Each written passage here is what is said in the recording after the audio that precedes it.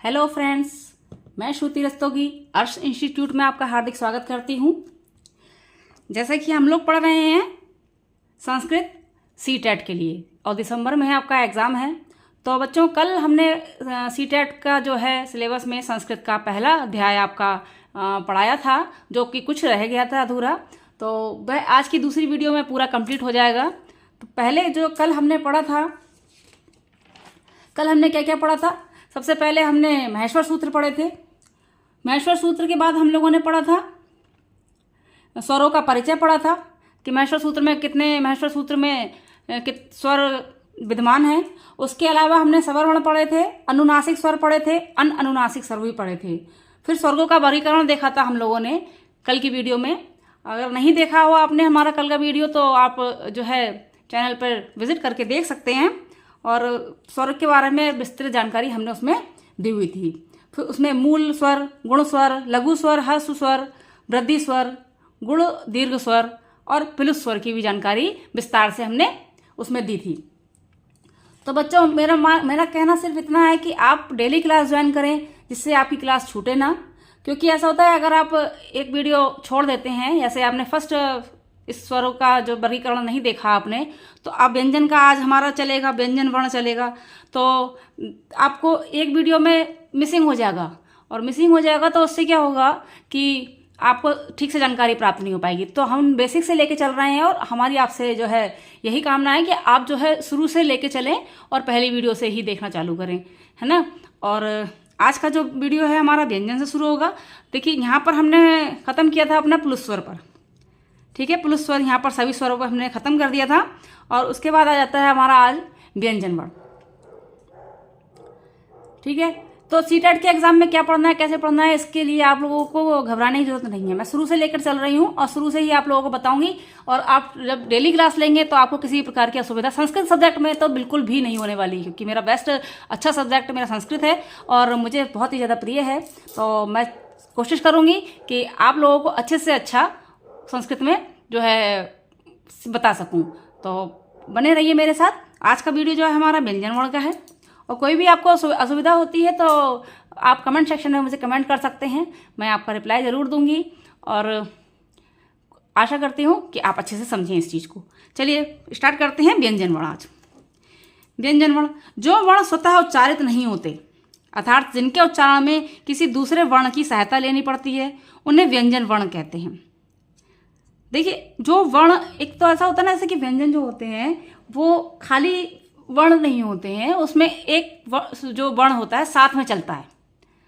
इसलिए व्यंजन वर्ण को जो है स्वतः उच्चारित नहीं होते, उनको सहायता लेनी पड़ती है, किसी अन्य वर्ण की, स्वर की सहायता लेनी पड़ती है, तभी वह पूर्ण व्यंजन होता है। अब देखिए यहाँ पर व्यंजनते वर्णांतर संयोगने कोत्यते ध्वनि विशेषो येन यद व्यंजनम, अर्थात किसी अन्य स्वर के सहारे जो कोई विशेष ध्वनि प्रकट की जाती है उसे व्यंजन वर्ण कहते हैं। देखिए यहाँ पर दिया हुआ है किसी अन्य स्वर के सहारे, अन्य स्वर वर्ण के सहारे, यानी कि जो भी व्यंजन वर्ण आपका होगा वो एक स्वर वर्ण जो है आपका उसके सपोर्ट में जरूर लगा होगा, ठीक है। जो कोई विशेष ध्वनि प्रकट की जाती है उसे व्यंजन वर्ण कहते हैं, जैसे क ख ग घ अंग इत्यादि। अब देखिए यहाँ पर आपको डिटेल में बताएंगे, आगे चलते देखते हैं। जो आपका उपयुक्त व्यंजन आ स्वर से युक्त होता है, बस सुविधा के लिए ऐसे लिखे होते हैं। देखिए, अतः इनका मूल स्वरूप जो है का, ख, ग, घ, ङ इत्यादि होता है। मूल स्वरूप देखिए, आप देखिए यहाँ पर एक क्वेश्चन यही बनता है कि मूल स्वरूप वाला व्यंजन कौन सा है। तो यहाँ पर आप देखेंगे, जब इसमें देखिए, इसमें विसर्ग नहीं, उसमें हलंत नहीं लगा हुआ, और इसमें सब में हलंत लगा हुआ है, नीचे लगा हुआ है क, ख, ग, घ, ङ, और यहाँ पे का, खा, गा, घांग, ठीक है। बोलने में भी फर्क हो जाता है, बोलने में फर्क हो जाता है। जब अगर हम हलंत लगा देते हैं तो हमारा वर्ण आधा हो जाता है, और हम पूर्ण वर्ण को जब भी लिखते हैं जब हमारा उसमें स्वर समाहित होगा। तो यहाँ पर समझ में आई आपको कि पूर्ण व्यंजन तभी बनता है जब उसके संग में स्वर जुड़ जाता है। यहाँ पे देखिए, ये पूर्ण मूल रूप है व्यंजन का और ये स्वर के साथ सम्मिलित हुआ है। समझ में आई। व्यंजन वर्ण 4 प्रकार के होते हैं। कितने प्रकार के होते हैं व्यंजन वर्ण? 4 प्रकार के होते हैं। स्पर्श व्यंजन, अंतस्थ व्यंजन, ऊष्म व्यंजन और अयोगवाह। व्यंजन वर्ण 4 प्रकार के होते हैं, स्पर्श व्यंजन, अंतस्थ व्यंजन, ऊष्म व्यंजन और अयोगवाह। चलिए इसके बारे में हम डिटेल से देख लेते हैं। सबसे पहले आता है आपका स्पर्श व्यंजन। स्पर्श व्यंजन में देखिए, नहीं एग्जाम तो कोई बड़ा नहीं है, अगर आप शुरू से लेके चलते हैं तो एग्जाम तो कतई बड़ा नहीं है, बेसिक की जानकारी सारी आती है, एनसीईआरटी बेस का होगा सारा का सारा। और हमारा ये हमने आपसे कह रखा है कि आप अपने नोट्स भी संग में बनाते चलिए, इससे रिवीजन होता है। रिवीजन अगर आप करते रहेंगे तो आपको दिक्कत नहीं होगी। अगर पढ़ के छोड़ देंगे, अगली नेक्स्ट वीडियो आप जो है देखेंगे और फिर पिछला आप रिवीजन ही नहीं करेंगे तो आपके दिमाग से उतर जाएगा। क्योंकि ऐसा होता है ना, एग्जाम टाइम में बर्डन बहुत होता है, पढ़ाई का लोड बहुत होता है बच्चे के ऊपर, और वह रिवीजन नहीं करता इस चक्कर में कि मैं दूसरा नया देख लूँ, दूसरा नया देख लूँ। तो दूसरा नया देखने के चक्कर में जो होता है, पहला वाला भी होता है जो वो आधा समझ में आता है, और जो रिवीजन नहीं होता वो भी आधे से भी आधा रह जाता है। तो क्वेश्चन हम पढ़े हुए होते हैं लेकिन हमें एग्जाम टाइम में उसका आंसर ठीक से नहीं होता, ही पढ़ा तो था ऐसा सोचता फिर बच्चा वहाँ बैठ के, यार ये पढ़ा तो था, इसका समझ में नहीं आ रहा कौन सा आंसर सही है। तो हमारा आपसे ये निवेदन है, हम आपसे रिक्वेस्ट करते हैं कि आप पढ़ें, बेशक क्लास पूरी ज्वाइन करें, स्किप मत करें और शुरू से लेके चलें और अपने नोट्स अपने साथ में बनाते हुए चलें। अब देखिए स्पर्श व्यंजन। स्पर्श व्यंजन देखिए, काद्यो मवसाना, काद्यो मवसानः स्पर्शः, अर्थात का से मा तक, काद्यो म अवसानः स्पर्शः, अर्थात का से मा तक के व्यंजन वर्णों को स्पर्श वर्ण कहते हैं। अब देखिए यहाँ पर छोटा सा एक आपका वो दिया हुआ है सूत्र, उसके अनुसार आपको बता दिया स्पर्श व्यंजन किसे कहते हैं। तो का से लेके माँ तक के जो व्यंजन होते हैं वह स्पर्श व्यंजन कहलाते हैं, क्योंकि इन सभी वर्णों के उच्चारण के समय जीवा उनके अपने अपने उच्चारण स्थानों का पूर्ण रूप से स्पर्श करती है। जीवा जो होती है हमारी स्पर्श करते समय पूर्ण रूप से स्पर्श करती है, इसलिए यह जो है स्पर्श व्यंजन कहलाते हैं। जैसे कि आपका जो का बोलते हैं तो पूरी तरीके से का जो है जीवा हमारी वहाँ लग रही है तो पूरी तरीके से टच हो रही है, तभी इन्हें स्पर्श व्यंजन कहते हैं। इनकी संख्या 25 होती है और ये 5 वर्गों में विभाजित होते हैं। देखिए वर्ग यहाँ पे 1 2 3 4 5 वर्ग दिख रहे हैं, देखिए ठीक है। का वर्ग, चा वर्ग, टा वर्ग, ता वर्ग, पा वर्ग, का चा टा ता पा भी बोलते हैं इसे, ठीक है। का वर्ग में आपके 5 वर्ण आ गए, क ख ग घ अंग, ये देखिए मूल रूप में लिखे हुए हैं यहाँ पर, क्योंकि इसमें सब में हलंत लगा हुआ है। तो क ख ग घ अंग ये कंठ से बोले जाते हैं। चा वर्ग में च छ ज झ य ये तालब से बोले जाते हैं। टा वर्ग में ट ठ ड ढ ण ये मूर्धन्य से बोले जाते हैं। ता वर्ग में ता था द ध न ये दंत से बोले जाते हैं। और पा वर्ग में पा फा ब भ म ये ओष्ठ यानी होठ से बोले जाते हैं। अब देखिए जब आप कोई वर्ण बोलते हैं का वर्ग वाला क ख ग घ अंग, तो ये सारे के सारे वर्ण एक ही स्थान से उच्चारित हो रहे हैं, और जिस स्थान से हमारी जीवा टच कर रही है, जिस स्थान से ये वर्ण निकल रहे हैं वो होता है कंठ। दूसरा देखते चा वर्ग, चा छा जा झा या, तो चा छा जा झा या बोलने में हमारी जीवा जहाँ स्पर्श कर रही है वो होता है हमारा तालु। टा ठा डा ढाणा, तो जे जहाँ पर हमारी जीवा स्पर्श कर रही है टा ठा डा ढाणा में, तो वो आ जाता है आपका मूर्धन्य स्थान। फिर आता है ता था दा धाना। अब जब हम ता था दा धाना बोलते हैं तो जीवा हमारी ऊपर की ओर दंत पे स्पर्श करती है। ता था दा धाना बोल के देखिए, हाँ जीवा कहाँ जा रही है, दांत पे जा रही है ना, ऊपर वाले दांत पे। ता था दा धाना, तो जहाँ पर स्पर्श हो रही है तो दंत हो गया, ठीक है। फिर पा फा बा भा मा, पा फा बा भा मा, ये देखिए पा फा बा भा मा दोनों आप होठों को मिला रहे हैं तभी बोल पा रहे हैं, तो ये इनका उच्चारण स्थान क्या होता है, होठ। बिना होठ को मिलाए आप पा नहीं बोल सकते, फा नहीं बोल सकते, भा नहीं बोल सकते, माँ नहीं बोल सकते और बा नहीं बोल सकते। पा फा बा भा मा बिना होठों को आपस में स्पर्श किए बिना नहीं बोल सकते, इसलिए ये होठ से बोले जाते हैं। समझ में आ रही है। अगला देखते हैं, स्पर्श व्यंजन समझ में आया। फिर आ जाता है आपका अंतस्थ व्यंजन। अंतस्थ व्यंजन देखिए, अंत तिष्ठन्ति ये ते अंतस्थः, अंत तिष्ठन्ति ये ते अंतस्थः, अर्थात जो स्वर और व्यंजन के बीच में हो उन्हें अंतस्थ व्यंजन कहते हैं। जैसे य र ल और वा, इन 4 वर्ण जो होते हैं इन्हें अंतस्थ वर्ण कहते हैं।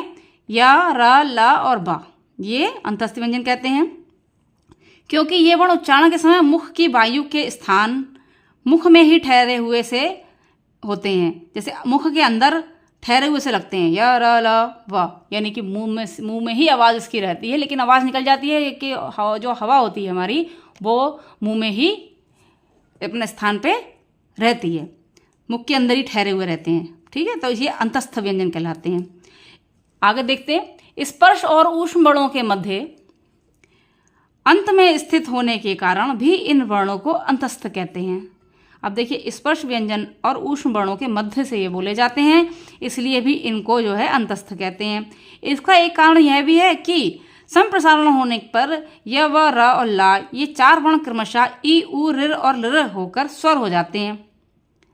जब आप संधि पढ़ते हैं तो ई के स्थान पे या बन जाता है, उ के स्थान पे व बनता है, ऋ के स्थान पे रा और लृ के स्थान पे ला बनता है। ये स्वर देखिए दिख रहा है ना, यहाँ पर ये समझ में आ रहा है ना। आप जब संधि का चैप्टर आएगा तो हम आपको बताएंगे कि जो ई उ ऋ लृ के स्थान पर य व र ला हो जाता है यण संधि में, तो जब यण संधि पढ़ेंगे तो आपको बताएंगे इस चीज़ के बारे में। तो ये स्वर जो है व्यंजन बन जाते हैं। तो यहाँ पर यण होने पर ई उ ऋ और लृ पे य व र ला होकर व्यंजन हो जाते हैं, अतः अंतस्थ व्यरणों की कुल संख्या 4 होती है। कितनी होती है, ये क्वेश्चन आता है पेपर में। अंतस्थ व्यंजनों की कुल संख्या कितनी होती है, 4 होती है। और कौन कौन से होते हैं, य व र ला होते हैं। ठीक है, कंफर्म हो गया, कोई दुविधा तो नहीं है ना। ठीक, आगे चलते हैं। फिर आ जाता है आपका यहाँ पे ऊष्म वर्ण। स्पर्श व्यंजन हो गया, अंतस्थ व्यंजन हो गया, तीसरा आ गया आपका ऊष्म वर्ण। ऊष्म वर्ण क्या होता है, श श और सा और ह को ऊष्म वर्ण कहते हैं, क्योंकि ये मुख की ऊष्म वायु के साथ ऊष्म रूप से ही उच्चारित होते हैं। अब देखिए, आप बोलिए सा, तो सा जब हम बोलते हैं तो जो वायु हमारी निकलती है वो गर्म होती है, गर्म वायु निकालते हैं ये लोग। ये अक्षर जो होते हैं गर्म हवा का जो है प्रसार करते हैं, इसलिए इन्हें ऊष्म वर्ण कहते हैं। श श, आप बोलिए श श सा। जब आप हाथ मुख के पास लगाएंगे ना और बोलेंगे शा, तो देखिएगा आप हथेली जो है आपकी वह क्या है, गर्म हवा महसूस करेगी। तो यहाँ पर इसी वजह से कि ये गर्म वायु ऊष्म वायु के साथ ये उच्चारित होते हैं, इसी प्रकार इन चारों वर्णों को क्या कहते हैं, ऊष्म वर्ण कहते हैं। तो श और सा और ह को ऊष्म वर्ण कहते हैं। ठीक है, समझ में आ रहा है बहुत अच्छे से। फिर आ जाता है आपका चौथे नंबर पे अयोगवा। अयोगवा किसे कहते हैं, जो अनुस्वार होता है उसे अयोगवा कहते हैं। विसर्ग को अयोगवा कहते हैं। अनुस्वार यहाँ पे लगा नहीं है, ये देखिए यहाँ पे बिंदी होती है। ठीक है, अनुस्वार को अयोगवा कहते हैं, विसर्ग को अयोगवा कहते हैं। जीवा मूलिये, जीवा मूलम, ये का इस तरीके का निशान होता है इसे। और उपध्मानीय वर्णों को अयोगवा कहते हैं, प और फा को। ठीक, समझ में आ रही है। ये 4 अयोगवा वर्ण होते हैं। देखिए, जो अनुस्वार वाला है आपका, अनुस्वार बहुत ही ज़्यादा गुण टॉपिक है। एक बिंदी ज़रूर होती है, अनुस्वार को बिंदी ज़रूर कहते हैं, लेकिन आपके जो अनुस्वार है इतना डीपली उसका वो है सार है। अगर उसे जानेंगे तो ये समझिए कि मैंने इसमें वीडियो अपने उसमें दे रखी है प्लेलिस्ट में, हिंदी व्याकरण करके जो प्लेलिस्ट बनी हुई है उसमें 45 मिनट की मैंने वीडियो उसमें डाली हुई है, सिर्फ एक अनुस्वार को लेके। और अनुस्वार में आपको इतना सारा डिटेल में बताया है मैंने, कब अनुस्वार किस रूप में परिवर्तित हो जाता है, कैसे हो जाता है, क्या नियम उसमें लगते हैं, सारी ही चीज़ें आपकी उसमें दी हुई हैं। आप उसे देखिएगा तो आपको जानकारी मिलेगी, तो आप अनुस्वार को भी समझ पाएंगे कि ये देखिए, जैसे हम वर्ण लिखते हैं, संत लिखेंगे तो ये अनुस्वार ना के रूप में उच्चारित हो रहा है नहीं है। और संपत्ति लिखेंगे तो ये आपका माँ के रूप में उच्चारित हो रहा है। ठीक है, अब ये व्यंजन लिखते हैं हम जब, ठीक है, इस तरीके से, तो इस तरीके से व्यंजन भी आ जाता है, तो ये यहाँ के रूप में आ रहा है। तो ऐसा क्यों हो जाता है, इसके विषय में हमने पूर्ण बहुत विस्तार से बताया हुआ है। 45 मिनट की वीडियो मेरी उसमें पड़ी हुई है प्लेलिस्ट में, आप जाके ज़रूर देखिएगा।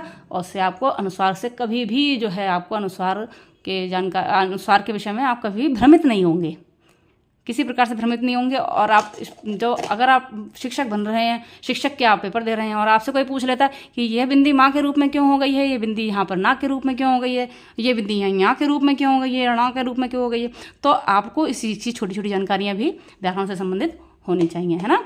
तो उसको भी ज़रूर देखिएगा जाके। हम आशा करते हैं आपको बहुत ही अच्छे तरीके से हमने समझाया है। बिल्कुल भी हमारी पूरी कोशिश है उसमें कि आपको एक बार अगर आप देख लेंगे ना तो आपको याद करने की ज़रूरत ही नहीं पड़ेगी। इतना इतना अच्छा डीपली मैंने बताया है उसमें कि आपको किसी प्रकार से याद करने की उसमें ज़रूरत ही नहीं पड़ेगी। एक बार अगर आप देख लेंगे, देखने भर से आपको याद हो जाएगी, है ना।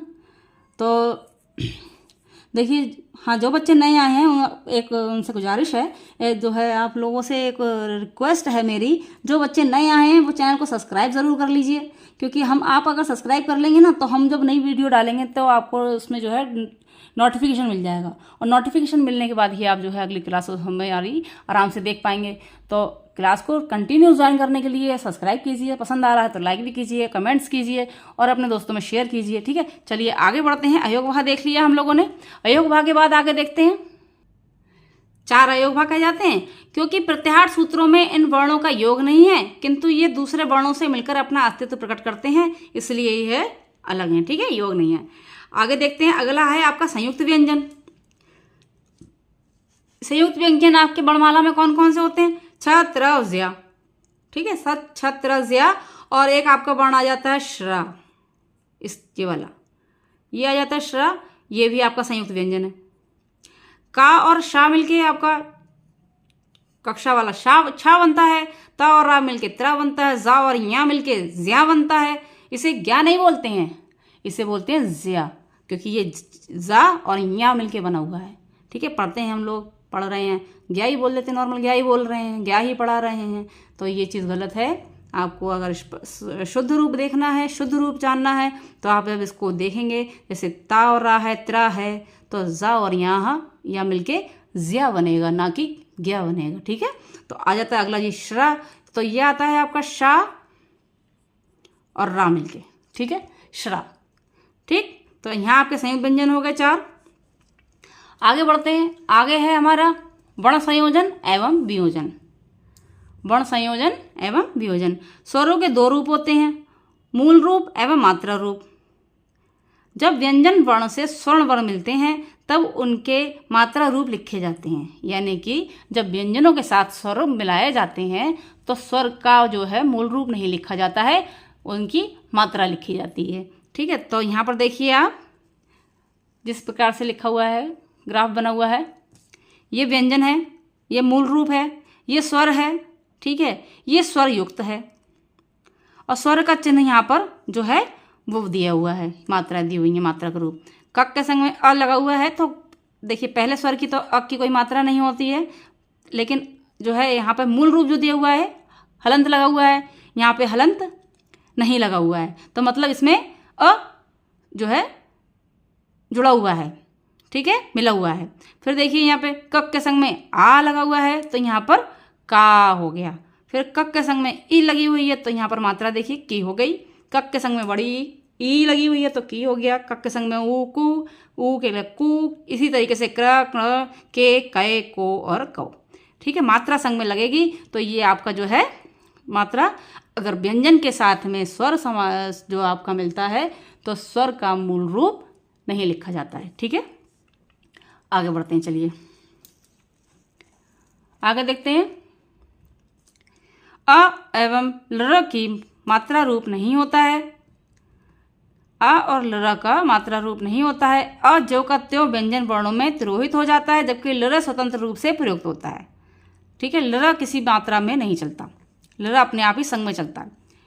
ध्वनियों को मिलाकर शब्द पद बनाना ही वर्ण संयोजन कहलाता है। वर्ण संयोजन कैसे कहते हैं, ये देखिए क्वेश्चन का यहाँ पर पूरा का पूरा आंसर लिखा हुआ है, यहाँ पे दे सकते हैं क्वेश्चन कि ध्वनियों को मिलाकर शब्द पद बनाना क्या कहलाता है, तो यहाँ पर आपका आंसर होगा वर्ण संयोजन, ठीक है, वर्ण संयोजन कहलाता है। तथा शब्दों या पदों में प्रयुक्त वर्णों को अलग अलग दिखाना वर्ण वियोजन कहलाता है।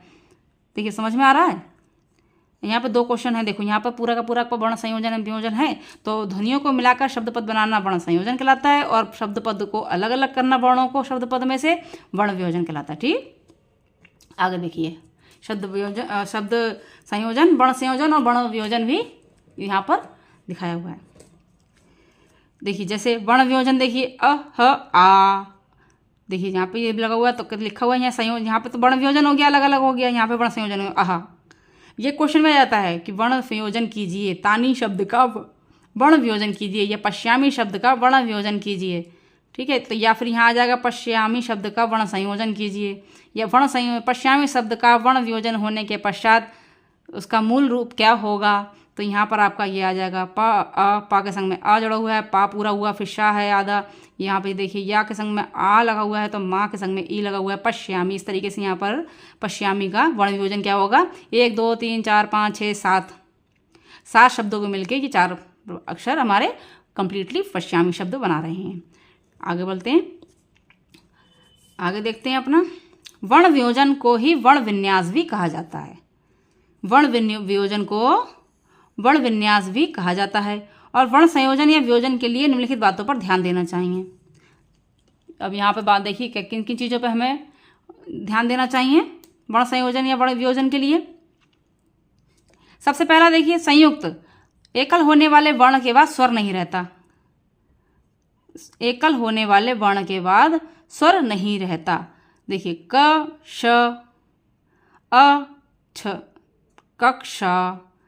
देखिए यहाँ पर एकल होने वाले वर्ण के बाद स्वर नहीं रहता, यानी लास्ट में जो आपका वर्ण आएगा उसमें स्वर संग में नहीं चल रहा। देखिए छा के संग में स्वर नहीं लगा हुआ है, क श क त र त्रा जा या और संग में आ जुड़ा हुआ है, तभी तो पूर्ण बनेगा ना। जा या मिलके तो फिर हलंत लग जाएगा। अगर ये आ नहीं जोड़ेंगे तो इसमें हलंत लग जाएगा, तभी तो इस तारा मिलकर त्रा हुआ। ठीक है। संयुक्त व्यंजन जो होते हैं आपके 2 शब्दों से मिलकर जो बने हुए हैं, वह व्यंजन जो होते हैं एक जो है अ जो है आपका संग में लेके स्वर चलते हैं। जा या मिलके ज्या हो गया, दा या मिलके ध्या हो गया। विद्या लिखते हैं, विद्या का मूल रूप ये होता है। श और रा मिलके श्रा हो गया, प और रा मिलके आ मिलके प्रा हो गया, दा धा आ मिलके धा हो गया, दध आ मिलके द हो गया, दद्द। दद्द होता है दद्द, गद्दा गद दा लिखते हैं तो दद्द। 2 दा है ये, और ये दा के बाद धा है, भा और रा मिलके भरा हो गया। ठीक है, समझ में आ रहा। इसी प्रकार से जो है उपयुक्त संयुक्त अक्षर इसी रूप में लिखे जाते हैं। अतः वर्ण विन्यास या संयोजन करते समय इन पर ध्यान देना बहुत ही ज़्यादा आवश्यक है।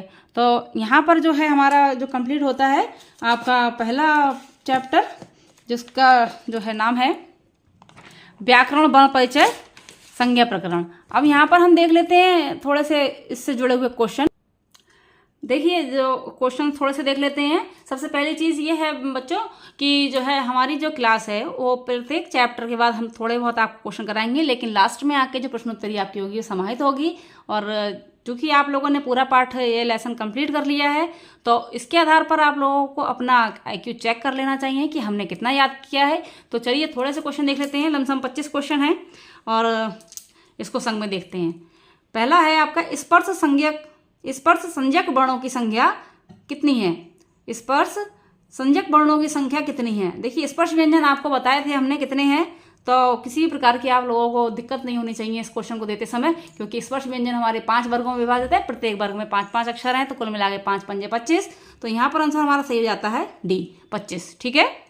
निम्नलिखित में से कौन सा स्वर है, आपको बताएं निम्नलिखित में से कौन सा स्वर है। र ह व्र उपयुक्त में से कोई नहीं।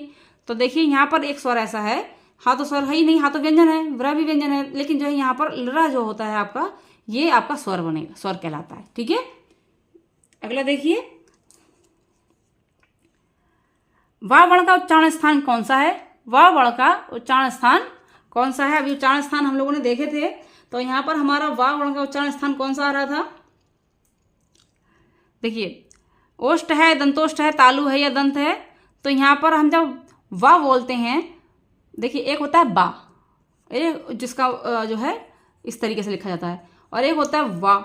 तो ये बा होता है और ये वा होता है, वा। तो यहाँ पर जो है वा बोलते समय दंत और ओष्ठ का प्रयोग होता है। दांत और होठ मिलाएंगे आप, दांत को होठ से टच करेंगे, वाह, तो वो वाला वाह है ये, वाह। ठीक। अगला देखते हैं, संस्कृत में अयोगवाह वर्णों की संख्या कितनी है। अभी आज ही पढ़ी है हमने, अयोगवाह वर्ण कितनी है संख्या अयोगवाह वर्ण की, कल देखी थी। अच्छा हाँ, कल देखा था अयोगवाह वर्ण। तो बताइए 6 है, 5 है, 4 है या 3 है। तो यहाँ पर हमारी संख्या सही हो जाती है 4। अयोगवाह के वर्ण कौन कौन से होते हैं, 4 होते हैं। पढ़ा था ना अयोगभाव वर्ण? नहीं पढ़ा था? पढ़ा था ना, तो क्यों बताने में दिक्कत हो रही है? अब यही तो चीज़ गलत है आप लोगों की। कम से कम जो पढ़ लिया है उसका तो आंसर सही से दीजिए, और नहीं दे पा रहे हैं तो फिर आप दोबारा क्लास देखिए इसको, या नोट्स नहीं बना रहे हैं साथ में आप लोग, गलत चीज़ है ना ये। पूरा पाठ पढ़ाने के बाद आपको बताना बनता है। आज ही के दिन पढ़ाया हुआ है अयोगभाव, अभी पढ़ाया, पीछे पढ़ाया हुआ है। अगर आप वीडियो को जो है पीछे ले जाएंगे तो वो बताएंगे, देखेंगे अयोगभाव पढ़ाया हुआ है, जिसमें अनुस्वार है, विसर्गे हैं, है ना, उपध्मानीय वर्ण है, जा जाते हैं अयोगभाव वर्ण। 5वां देखिए, कौन स्वर ह्रस्व नहीं होता? कौन सा स्वर ह्रस्व नहीं होता, छोटा नहीं होता है? अब देखिए यहाँ का उत्तर है, आपका 5वें का उत्तर है डी, ऊ और ओ दोनों ही ह्रस्व नहीं होते। ठीक है, अगला देखते हैं। ड का उच्चारण स्थान है नासिका, तालु, कंठ या मूर्धा। 6ठे का सही आपका हो जाता है डी, मूर्धा, कख गंग और ट ठ ड ढ ण। ठीक है, ट वर्ग जो आता है आपका वो आ जाता है मूर्धन्य में। ऊष्म वर्णों का बोधक प्रत्याहार है। प्रत्याहार पढ़े थे आप लोगों ने। ऊष्म वर्ण जो आपके आते हैं, कौन कौन से वर्ण होते हैं ऊष्म व्यंजन? श, श, श और हा बताए थे ना। तो इसी प्रकार से श जो आ जाता है आपका, फिर उसके हिसाब से 7वें नंबर का बी, शल प्रत्याहार। ठीक, छा मिलकर बनता है, किस किस चीज़ से छा मिलकर बनता है? कक्षा वाला छा आज ही पढ़ा है। ये देखिए, का और शा से चा और छा से, का और छा से ए, चा और शा से, तो इसका राइट आंसर हो जाता है ए, का और शा मिलके छा बनता है। अंतस्थ वर्ण कौन सा है? नमा देखिए, अंतस्थ वर्ण कौन सा है? स, श, श, हा है, या अण है, या यण है, या विसर्ग अनुनासिक है अंतस्थ वर्ण? बताइए। अंतस्थ वर्ण पढ़े थे ना, आज ही तो पढ़े हैं। हाँ, 9वां नंबर का आ जाता, सही हो जाता है सी, सही है आपका। अगर आपने सी दिया है तो बिल्कुल सही है।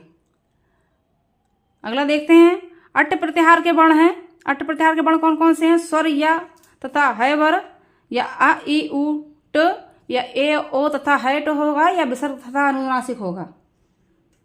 तो अट्ट प्रत्याहार में वर्ण आपके आ जाते हैं ए, सही है ये, स्वर तथा है वरट। ठीक है वर आ जाता है, समझ में आ रही है वर जो है आपके प्रत्याहार में जाते हैं। अगला देखते हैं क्वेश्चन।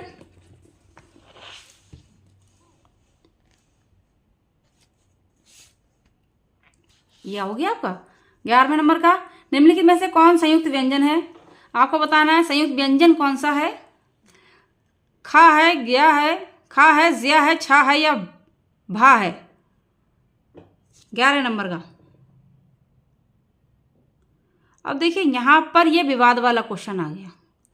क्यों आ गया? यहाँ पे ज्या भी दिया हुआ है और यहाँ पे शा भी दिया हुआ है, समझ में आ रही है? तो यहाँ पे आपके आंसर दोनों ही सही हैं। तो ये विवाद वाला क्वेश्चन है, थोड़ा सा मिसिंग हो गया है यहाँ पे। तो इस क्वेश्चन में 2 आंसर आपको सही है, छा भी और ज्या भी, ये दोनों ही संयुक्त व्यंजन है। ज्या आपका बनता है जा और या मिलके, यहाँ मिलके, और छा आपका बनता है का और शा मिलके। ठीक, तो ये विवाद वाले में चला जाएगा अगर इसी प्रकार से आता है तो। फिर आता है अक प्रत्याहार के अंतर्गत कौन कौन से वर्ण आते हैं। अक प्रत्याहार के अंतर्गत कौन कौन से वर्ण आते हैं? तो देखिए, आ ई उ र ल, आ ई उ या र ल, या सभी स्वर प्रत्याहार देखिए आपने, आ ई उ र, आयु पहले आ जाता है आ ई उ ण, और फिर आ जाता है र ल क। ठीक है, ये आता है। तो यहाँ से लेके आ से लेके का तक अक प्रत्याहार हो गया। ठीक है, तो चूंकि लास्ट वाला लोप हो जाता है ना, तो आ ई उ र ल, यानी कि ये वाली लाइन तो पूरी आ ही रही है, ये भी आ रही है, ये भी आ रही है, तो इसका उत्तर सही कौन सा हो जाता है? डी, सभी स्वर आ जाते हैं। प्रत्याहार बनाने नहीं बताए हैं, तो प्रत्याहार बनाने अभी नेक्स्ट अगली जो है वीडियो आगे बना देंगे। प्रत्याहार 42 प्रत्याहार होते हैं जो कि आपके 14 माहेश्वर सूत्रों से बनते हैं। सारे प्रत्याहार बनाना आपको जो है विस्तार से बता दी जाएगी वीडियो में। अब देखते हैं 13वें नंबर का क्वेश्चन। स्पर्श व्यंजनों के वर्ग हैं। स्पर्श व्यंजनों के कितने वर्ग हैं? कितने वर्ग हैं स्पर्श व्यंजनों के? 5। बिल्कुल इजीली क्वेश्चन है ये तो, कितनी बार पढ़ा है अभी। निम्नलिखित वर्णों में से किस वर्ण का उच्चारण स्थान दंतोष्ठ है? निम्नलिखित वर्णों में किस वर्ण का उच्चारण स्थान दंतोष्ठ है? अब देखिए, का तो कंठ हो गया, माँ होठ हो गया, पा वाला भी होठ हो गया, और जो वाह है आपका अभी आपने तीसरे नंबर के क्वेश्चन में करा है, ये आ जाता है आपका दंत और ओष्ठ से। तो 14 नंबर का आपका आंसर सही हो जाएगा ए, वाह। फिर आता है 15वें नंबर का क्वेश्चन, गा व्यंजन है। कौन सा व्यंजन है? गा अंतस्थ व्यंजन है, ऊष्म व्यंजन है, स्पर्श व्यंजन है, संयुक्त व्यंजन है। देखिए अंतस्थ व्यंजन तो है नहीं, अंतस्थ व्यंजन में तो यार अलावा आ जाते हैं, है ना, और ऊष्म व्यंजन में श आ जाते हैं आपके। ठीक, संयुक्त व्यंजन में आपके 2 अक्षर मिलके जो बनते हैं छात्र वगैरह आ जाते हैं। तो आपका आ जाता है ये स्पर्श व्यंजन। गा आपका कौन सा है? स्पर्श व्यंजन, सी सही आपका हो जाएगा। अगला देखते हैं, निम्नलिखित में से किसकी वृद्धि संज्ञा नहीं होती है? ये भी अभी पढ़ा है, किसकी वृद्धि संज्ञा नहीं होती है आज ही की वीडियो में। अ, ओ या ए किसकी नहीं होती है बताइए? ओ की नहीं होती है। ठीक है, ऋ वर्ण का उच्चारण स्थान कौन सा है? ऋ वर्ण का उच्चारण स्थान कौन सा है बताइए? 17 नंबर का कंठ है, मूर्धा है, दंत है या ओष्ठ है? ऋ वर्ण का उच्चारण स्थान जहां पर जीभ हमारी जाके टच हो रही है, ऋ, बताइए कौन सा स्थान है? मूर्धा, बी सही होगा इसका। महस्वर सूत्रों की संख्या कितनी है? महस्वर सूत्रों की संख्या सबसे पहले वाले पाठ में पढ़ाई है। महस्वर सूत्र कितनी संख्या है? 14। ठीक है, बी राइट आंसर बी है। ठीक है, आगे चलते हैं 19वें नंबर का क्वेश्चन।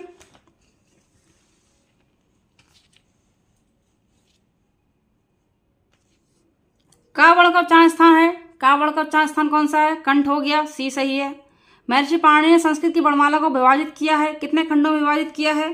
तो आ जाता है 14 खंडों में, 14 महर्षि सूत्र हैं। ठीक है, ता वर्ग का उच्चारण स्थान फटाफट देख लेते हैं। ता वर्ग का उच्चारण स्थान कौन सा है? ता था दा था ना। देखिए कहाँ पर टच हो रही है जीभ आपकी, 21 नंबर सी, दंत, दांत पर जाकर टच हो रही, दंत है। निम्नलिखित से कौन सा शब्द अशुद्ध है? अशुद्ध शब्द देखना है आपको। पूज्य है, पूजनीय है या पूज्यनीय है? कौन सा शब्द अशुद्ध है या इनमें से कोई भी नहीं है? 22 नंबर का पूजनीय शब्द अशुद्ध है। पूजनीय होता है, पूज्य होता है। 23 नंबर का महान व्याकरणाचार्य पाणिनि ने संस्कृत की वर्णमाला को बांटा है, किसमें बांटा है? महर्षि सूत्र पढ़े हैं ना, कितने थे? 14। तो सी कौन सा सही हो जाएगा? सी, 14 खंडों में। गलत बर्तनी वाला शब्द चुनिए, गलत बर्तनी बतानी है। गलत बर्तनी वाला शब्द देखना है यहाँ पर। पुल्लिंग, स्त्रीलिंग, नपुंसकलिंग या उभयलिंग, कौन सी बर्तनी की दृष्टि से कौन सा शब्द गलत लिखा हुआ है? देखिए उभयलिंग गलत लिखा हुआ है। ठीक है, क्वेश्चन आपका आंसर सही हो जाएगा यहाँ पर उभयलिंग। उभयलिंग आपका गलत लिखा हुआ है। अगले देखिए 25 नंबर का क्वेश्चन, चिन्ह के स्थान पर चिन्ह का प्रयोग, कौन सा दोष है? अब देखिए यहाँ पे चिन्ह के स्थान पर चिन्ह का प्रयोग, चिहन होता, चिहन, अब बोलते हैं चिन्ह, चिहन, चिन्ह के स्थान पर चिन्ह का प्रयोग, कौन सा दोष है? अशुद्ध वर्ण विपणय, अशुद्ध आगम, अशुद्ध वर्ण लोभ, अशुद्ध मात्रा भेद। तो वर्ण विपणय, अशुद्ध वर्ण विपणय इसका राइट आंसर हो जाएगा। समझ में आया? तो यहाँ पर हमारा जो है आज पहला चैप्टर जो है खत्म हो गया, संस्कृत का व्याकरण से संबंधित वर्ण परिचय और संज्ञा परिचय। तो जो बच्चे हमारे चैनल पर नए आए हैं वो चैनल को सब्सक्राइब जरूर करें, लाइक करें, शेयर करें अपने दोस्त लोगों में। और देखिए भैया वीडियो को लाइक तो कर ही दिया करें, शेयर भी कर दिया करें, क्योंकि सारा लाभ खुद अकेले ले लोगे क्या? इतने सेल्फिश मत बनो, वीडियो को शेयर करो। बाकी तो अब इतना ध्यान लगा क्लास करोगे आपको लाभ होगा ही होगा, है नहीं? ऐसे करते करते आपको सारी क्लासेस मिलेंगी, सीरियल से सारी क्लासेस मिलती रहेंगी, कुछ आपको लाइव मिलेंगी। अब लाइव भी क्लास हम सोच रहे हैं लगा दें, आपकी टाइम टू टाइम से लाइव क्लास दें। ठीक है, और आपको बिल्कुल ही यूट्यूब पे फ्री क्लासेस हम दे रहे हैं, पूरा ही कोर्स आपको दे रहे हैं। सभी क्लास मिलेंगी आपको हमारे चैनल पर, अर्श इंस्टीट्यूट पर। और सभी वीडियोस और नोट्स का एक मॉक टेस्ट आपको सभी गूगल पर भी मिल जाएगा। आप गूगल पर जाकर आपको जो है सर्च कर सकते हैं अर्श इंस्टीट्यूट बाय श्रुति रस्तोगी, आपको वहाँ भी हमारे कंटेंट देखने को मिल जाएंगे। डेली आपको मेरी क्लास ज्वाइन करनी है, लगातार बने रहें। तो विश्वास रखिए, मैं आपको भरोसा दिलाते हैं, फेल तो आप किसी हाल में होंगे ही नहीं, अच्छे ही नंबर लाएंगे, अच्छे नंबर, बहुत ही अच्छे नंबर लेकर आएंगे अगर आप डेली क्लास रेगुलर लेते हैं। तो आपका इतना सिलेबस कंप्लीट हो जाएगा, इतना लेवल बढ़ जाएगा कि आप अपने एग्जाम में अच्छे नंबर ले आएंगे। 0 से लेके चलेंगे और 0 लेवल से लेके आपको धीरे धीरे हार्ड लेवल तक हम लोग लेके चलेंगे। और पूरा का पूरा आपका जो पाठ्यक्रम है वो कम्प्लीटली संस्कृत का पूरा करने की जिम्मेदारी हमारी है। ठीक है, तो सबसे मेन आपका है कि आप क्लास को डेली ज्वाइन करें और हमारे साथ बने रहें, पूरी क्लास देखें, स्किप ना करें और चैनल को सब्सक्राइब ज़रूर कर दीजिए। Thank you so much, take care, मिलते हैं नेक्स्ट वीडियो में। ओके।